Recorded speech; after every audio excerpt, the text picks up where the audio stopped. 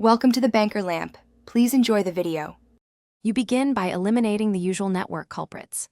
First, confirm your client and the server run the same version. Mismatches cause protocol drops.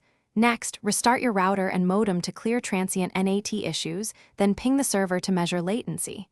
Once done, flush DNS and temporarily set a public DNS like 8 to avoid stale records.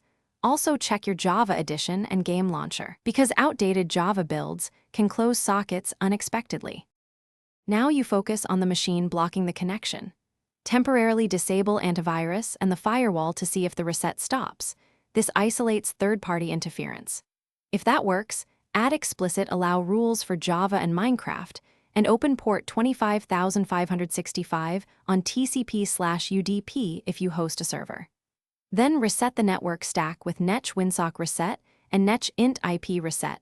This clears corrupted socket bindings. Make sure to reboot so those changes fully apply, because some drivers reload only. Finish by validating the server and alternate paths. You should check server performance. Insufficient RAM or too many plugins causes timeouts and resets. Then read server logs to find repeated stack traces or plugin errors. Disable suspect plugins one at a time. If client-side fixes haven't worked, test connecting from a different network or use a VPN to determine whether your ISP is dropping packets. If the VPN fixes it, contact the ISP. Otherwise, rerun earlier steps and gather.